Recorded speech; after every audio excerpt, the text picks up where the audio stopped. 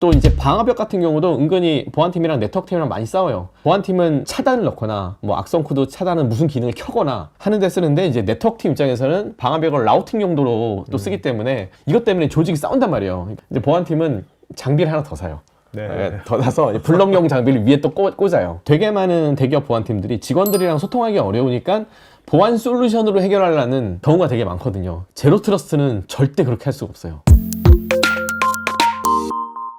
강병탁의 진짜 보안 이야기, 여러분들 관심 많은 제로 트러스트, 어떠한 우리가 보이지 않는 구멍가 있는 건지 이런 얘기들을 얘기 나누겠습니다. 보안 관련된 이 토크하면 제로 트러스트 항상 나왔거든요. 언제 등장을 한 겁니까 이게? 나온 지는 개념이 배경. 이제 꽤 되긴 했는데 당시 솔루션으로 제어했을 영역도 좀 한계가 있었고, 네. 코비드 때 이게 좀 더 그 원격 근무나 이런 거 많아지면서 확장이 많이 된 것 같아요. 되게 좋은 개념이고 되게 필요한 개념인데, 이제 생각보다 이거를 도입해서 안정화해서 쓰고 있는 기업들은 이제 별로 없거든요.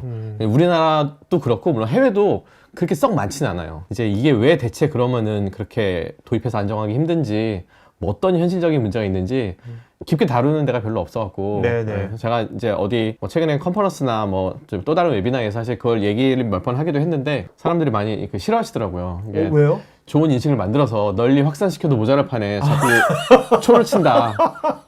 그래서 약간 뭐 찬물을 끼얹는다, 약간 이런. 제가 이제 제로 트러스트를 못하게 하려고 그런 얘기를 하는 게 아니고, 네. 그러니까 이 상황을 알고 네.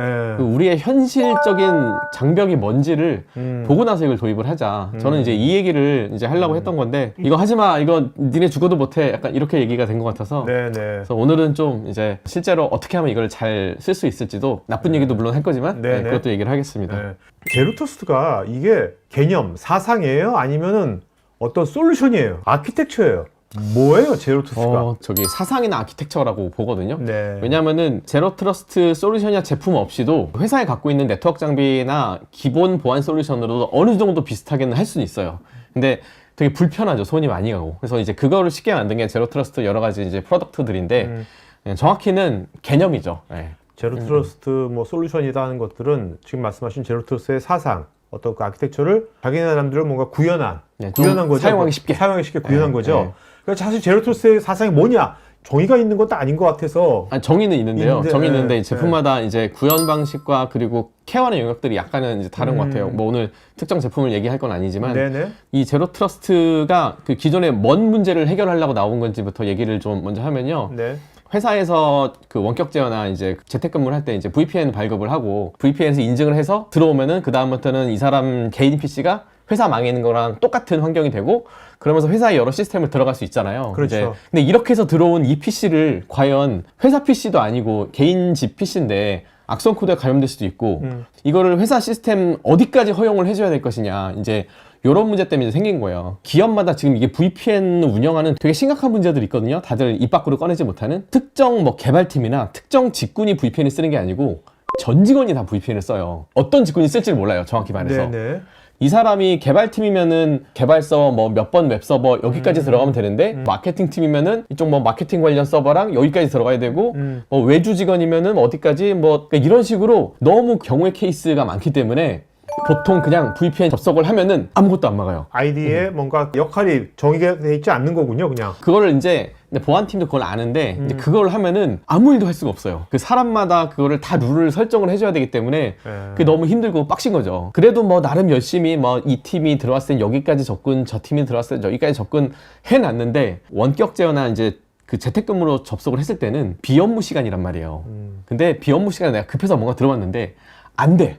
그러면은 이제 짜증이 나고 컴플레인을 하죠. 보안팀도 또 주말에 그걸 대응을 해야 되고, 이러다 보니까 그냥 여기는 건드리지 마, 요렇게 많이 이제 되죠. 근데 이러다 보니까 이제 해커들이 여기를 노리기 시작해요. 그러니까 최근에 있었던 해킹 사건들, 요 VPN을 이제 노리거든요. 그러니까 뭐 옛날이야 뭐 직원한테 악성 링크도 보내고 뭐 서버 취약점을 통해서 뚫고 들어오고 뭐 이런 것도 많이 했는데, 직원한테 악성 코드를 보내서 그 직원을 감염시키면은 그 직원이 들어갈 수 있는 서버까지만 들어갈 수 있어요. 특정 서버를 감염시켜서 그 특정 서버를 통해 들어오면은 그 서버에 연결된 데까지만 들어올 수 있고. 근데 VPN을 털면은 전부 다 들어갈 수 있는 거예요. 네. 특히 이제 VPN은 그 공격 표면이 노출이 돼 있거든요. 왜냐면은 자기 집에서 접속을 해야 되기 때문에 누구나 들어올 수 있게 이제 포트를 열어놔요. 네. 네. 그러면 이제 가정집에서도 접근할 수 있는 것처럼 해커들도 접근을 할 수 있게 되고 365일 떠 있어야 되거든요. 언제 막 주말 근무를 갑자기 할지 모르니까 그렇게 해두다 보니까 유지보수나 보안 패치를 하기가 어려워요. VPN 잠깐 내리고 리부트를 해야 되는데 누가 작업을 하다 그 내려간다 그러면은 또 막 난리를 피고 막 직원들이 하기 때문에 개개인에 대한 접근 제어도 하기 어려운 데다가 보안 패치도 잘 못하고 이런 상황에 여기 접속하면은 이제 무적의 망이 되고 하니까 해커들이 여기를 엄청 노리죠. 기업이 제로토스를 이제 뭔가 구현하는 기업, 순차적으로 이런 걸 한다. 그거 좀 알기 쉽게 설명해 준다면. 그 제로 트러스트가 이제 저는 크게 두 가지로 분류를 할 수 있다고 보거든요. 하나가 네. 그러니까 보안팀 입장에서 봤을 때 시각인데 먼저 이제 첫 번째 우리 회사는 서버가 이렇게 중요한 건 별로 없기 때문에 결국 사람이 다 뭔가를 하게 되고 직원들이 접근하는 것만 조심하면 돼. 이런 회사도 있을 수 있고요. 어떤 회사는 우리는 뭐 서버가 엄청 많다. 그럼 우리는 서버 투 서버 이쪽이 더 중요하다. 또 이런 데도 있을 수 있고 굉장히 큰 대기업들은 뭐 양쪽 다 네, 해야 그렇죠. 될 수도 없다 이제 이럴 수 있는데 첫 번째 저는 그 사람이 그 서버에 들어갈 때 이쪽 먼저 얘기를 한번 해볼게요. 우리 회사가 이제 다들 방화벽은 있으니까 방화벽으로 그 1차적인 접근 제어를 한번 해보는 거예요. 그래서 자 우리 회사가 개발팀 A, 개발팀 B 뭐 이렇게 있고 사업팀 있고 영업팀 있고 인사팀 이렇게 있는데 이 팀별로 VLAN이 최소한 나눠져 있는지 보고 VLAN이 안 나눠져 있고 뭐 개발팀도 통으로 돼 있다 혹은 더 심한 게 그냥 직원이 통으로 돼 있는 것도 있어요. 네. 이런 데는 제로 트러스트 할 게 아니고 망부터 만져야 돼요. 네. 물론 그 제로 트러스트로 그 논리적인 그 여기 제어가 되긴 하는데 그럼 사실 반쪽짜리거든요. 어차피 그렇죠. 마케팅적으로 물론 제품 판매하는 영업들 입장에서는 네. 뭐 망분리가 안 돼도 우리는 어느 정도 케어를 해줍니다 라고 말은 해주겠지만 아니에요. 예, 기초 체력부터 먼저 네, 다져야 네. 됩니다. 오케이. 예, 네. 그래서 존을 새로 제대로 만들고 나서 오케이. 이제 그 다음 스텝은 망을 이제 나눴으면은 망끼리는 접근을 일단 막고 오케이. 그리고 어떤 트래픽을 허용해야 될지 그걸로 먼저 제어를 해보는 거예요. 네. 예, 내가 뭐 저기 인사팀이 뭐 그룹웨어에 들어갈 때 이런 거는 열리고 근데 인사팀이 저기 서버 SSH 들어갈 때 이런 건 막히고 이제 이런 룰을 이제 막 만드는 거죠. 이것만 해도 사실 꽤 시간이 많이 걸릴 거예요. 꽤 시간이 많이 걸린다는 건 한 몇 달 걸린다는 겁니까? 그렇죠. 예, 오. 몇 달 걸릴 수 있죠. 그 사내 뭐 IDS나 뭐 여러 가지 그 패킷 필터링 시스템이나 뭐 NDR 같은 게 있으면은 그래도 좀 빨리 될 수 있어요. 사내 트래픽들이 이제 쭉 남고 뭐 저기 한 몇 주치 트래픽을 보고 이제 갈라내면 되니까 이 사람 이 PC에서 이 IP로는 접근이 뭐 하루에도 몇 명씩 일어나고 뭐 저기 그룹웨어 서버다 뭐 이런 식으로 하면 되는데 그렇지 않으면 일일이 다 서버를 찾아다녀야 돼서 일단 저는 그게 가장 먼저라고 네네. 보고요. 오케이. 그리고 이게 조직이 우리 회사는 얼마나 만에 이 변화가 있느냐. 그러니까 이 사람이 원래 저기 A팀이었는데 B팀으로 이제 옮겼는데 그러면 이제 서버 접근 권한이나 내 저기 인프라 접근 권한 뭐 저기 사이트 접근 권한이 어떻게 또 바뀌어야 되는지 그 바뀌는 게 우리 보안팀에 공유가 되느냐. 이 현황 파악을 우리가 실시간으로 파악할 수 있느냐 이걸로 먼저 체크를 해보셔야죠. 그것까지 확인이 되면은 그 다음엔 제로 트러스트를 넣어도 돼요. 적어도 이제 우리 망 환경에 대한 기본적인 우리 현황 파악이 돼 있고 그리고 이제 조직의 변화와 역할의 변화를 우리가 추적할 수 있다. 그러면 그때는 제로 트러스트를 해도 되는 좋은 기업입니다. 그걸 하기 전에 먼저 제로 트러스트 사는 거는 그러니까 제가 이런 비유를 한번 들어볼게요. 제가 유튜브로 그 무인도 컨텐츠를 좋아하거든요. 그러니까 무인도를 한번 꼭 가보고 싶어요. 막 자급자족 하면서 네. 막 낚시해서 먹고 막 하시면 되죠. 무인도 많은데. 근데 하고 싶은데 제가 캠핑도 안 가봤거든요. 아, 그래서 네, 네. 주변에서는 저보고 너 같은 성격에 무인도만 반나절 만에 난리 칠 거다. 뭐 할 게 없다고. 캠핑 먼저 한번 가보고 그 다음에 무인도를 해봐라. 이제 이거거든요. 최소한의 VLAN이랑 망 정도는 해보고 그 다음에 제로 트러스트로 가라. 네네. 네, 저는 이제 그런 말을 좀 드려보고 오케이. 싶어요.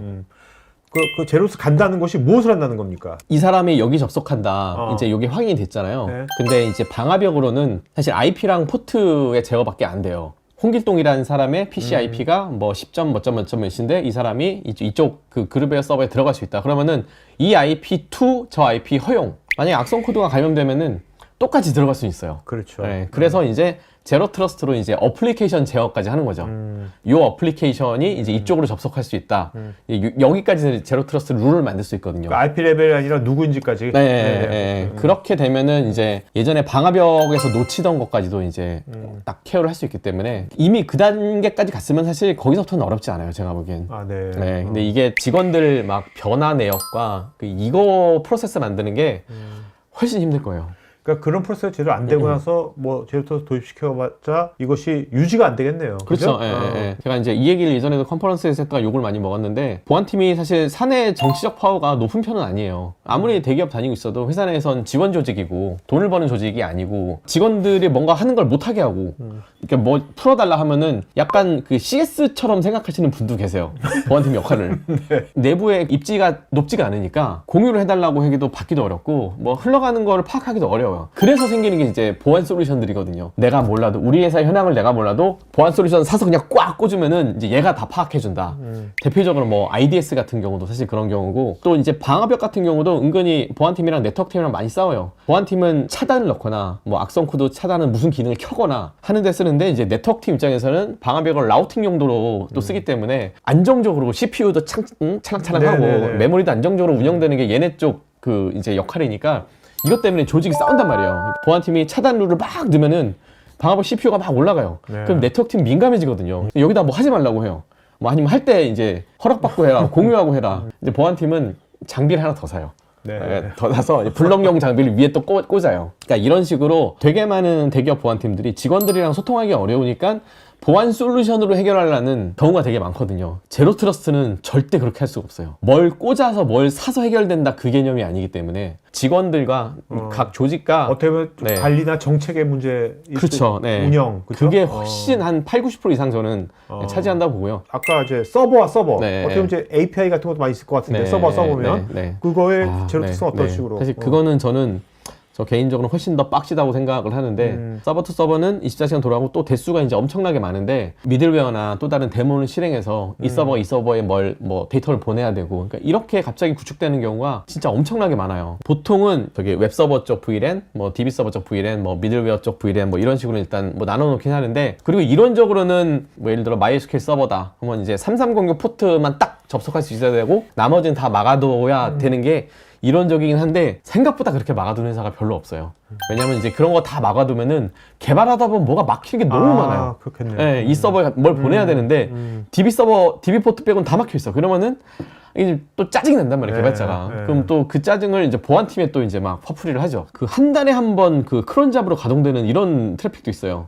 예를 들어서 그 포인트 충전 같은 거 매월 1일이 되면 충전을 해야 되는데, 그때는 크론 잡이 한 달에 한 번 돌아요. 근데 이제 보안팀이 이제 한 3주간 트래픽을 봤는데, 이쪽 서버는 트래픽 이거밖에 없다 해서 나머지 다 박았는데, 갑자기 이게 걔가 딱 떠서 유사한 사례가 생각이 났는데, 그 이제 원자력 발전이나 이제 이런 쪽 국가 주요 시스템들, 스탁스넷이나 악성 코드들이 이제 활동을 많이 이제 하는 얘기가 보안학교에 많이 흘러와서, 여기도 이제 보안 솔루션을 제대로 뭐 IDS나 NDL이나 이런 걸 구축을 해야 된다라는 얘기가 많이 나오는데, 댐에 수문을 여는 게 막 1년에 한두 번 연다.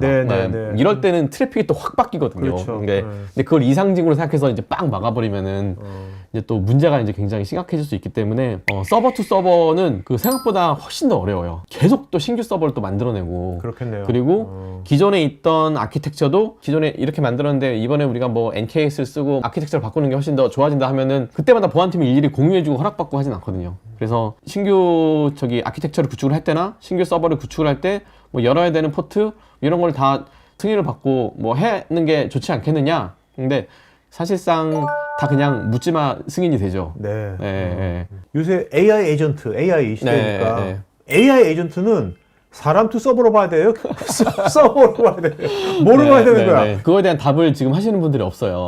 왜냐하면 지금 우리가 알고 있는 수많은 보안 정책들, 그리고 컴플라이언스에 적혀 있는 것들, 사실 이런 것들은 서버 투 서버에 반영해야 되는 것들, 사람 투 서버로 반영해야 되는 것들, 이게 이런 것들로 기준이 돼 있는데, AI에 반영해야 되는 정책이 없어요. 오픈클로나 뭐 몰트봇 같은 경우 에이전트가 내 서버나 내 PC에서 이제 오만 짓을 다 하잖아요. 그렇죠. 근데 얘에 대한 보안 정책이 없고, 요즘 튀어나오는 것들도 다 그런 문제가, 보안 문제를 튀어나오는데, 그래서 이제 업계에서 이제 하는 말들이 있어요. 보안 문제를 일으키니까 자꾸 뭔가 이렇게 새로운 것처럼 얘기를 하는데, 사실상 그렇지 않다. 그 AI 에이전트가 자기가 하지 말아야 될, 들어가지 말아야 될, 누르지 말아야 될 것들을 맛대로 누르기 때문에 권한 문제. 결국 권한 문제. 그리고 API 키를 여기저기 막 복사해 놓는단 말이에요. 그래서 키 관리 문제. 어떤 보안이든 결국에는 다 이 권한, 뭐 중요 키, 뭐 이런 걸로 다 귀결이 돼요. 근데 이제 이거를 사람과 서버한테는 적용을 했는데, AI한테는 지금 적용을 안 하고 있단 말이에요. 그렇죠. 네, 그래서 그러니까 이게 지금 요즘 보안업계 문제로 막 얘기가 되고 있죠. 그렇겠네요. 왜냐면 AI도 지금 나왔으니까 얘가 도대체 어떻게 하는 건지 그런 것을 아직 정확히 파악은 안 될 것 같아서. 그렇죠. 네. AI가 이제 무서운 속도로 발전하잖아요. 근데 그게 저는 이 제로 트러스트를 안 했기 때문이라고 생각하거든요. 어떤 사업으로 이제 비유를 좀 들어볼게요. 그러니까 사장님이 두 분 계세요. 어떤 두 회사에. 이제 한 사장님은 사람을 막 많이 뽑아요. 뽑고 믿어주고 돈 많이 주고 오케이. 판을 막 벌리게 해봐요. 몇 명 이제 사기꾼도 걸려들 거고. 그렇죠. 그래도 세네 명은 괜찮은 사람들이 하면서 사업을 또 키운단 말이에요. 두 번째 사장님은 사람을 믿질 않아요. 네, 어떤 사람 뽑아도 의심하고 또 자기가 체크하고 아씨, 검증하고 아씨. 이쪽은 자기가 사기를 당하진 않을 텐데요. 뭐 해킹도 당하지 않을 거고 하지만 사업이 성공하진 않을 거예요. 네. 그래서 저는 이 제로 트러스트 없이 그렇죠. 이렇게 왔기 때문에 그렇네요. 급성장한 대신에 보안 문제 이렇게 빵 터진 거죠. 대표님은 어떤 타입의 사장이세요? 저는 전자의 사장인 것 같아요. 그런 것 같아요. 네. 하지만 좋은 분들도 또 많이 모셨습니다. 네, 알겠습니다. 앞으로 보안 문제는 훨씬 더 많이 터지겠네요, 앞으로. 그럼요. 올해? 7년도인가 18년도인가 그때쯤에 그 AWS에 굉장히 큰 장애가 있었거든요. 전 세계 웬만한 사이트가 다 다운됐어요. 그렇겠네요. AWS 쓰는 그렇지. 사이트가. S3 다들 쓰니까. 네, 그래서 아마 뉴스 찾아보면 나올 거예요. 네네. 그래도 자동화는 많이 하던 시절이거든요. 어떤 그 AWS 개발자가 자동화를 하다가 저기 리전 삭제하는 스크립트를 전체 삭제로 이제 옵션을 잘못 넣은 거죠. 네, 그래서 대재앙이 일어난 거예요. 네. 이런 문제가 그 앞으로 AI 에이전트 시대에 엄청나게 많이 발생을 할 거라고 생각을 해요. 이게 스크립트도 너무 많고 막 그러다 보니까 뭐 손가락 잘못 삐끗해서 그렇게 된 걸 텐데 마찬가지로 지금 AI 에이전트가 굉장히 많은 어플리케이션을 자기가 직접 제어를 하고 있고 따로 막 권한을 뭐 어떻게 하는 그런 컨트롤도 없기 때문에 그렇지. 진짜 대재앙을 한번 이제 일으킬 거라고 저는 생각이 듭니다.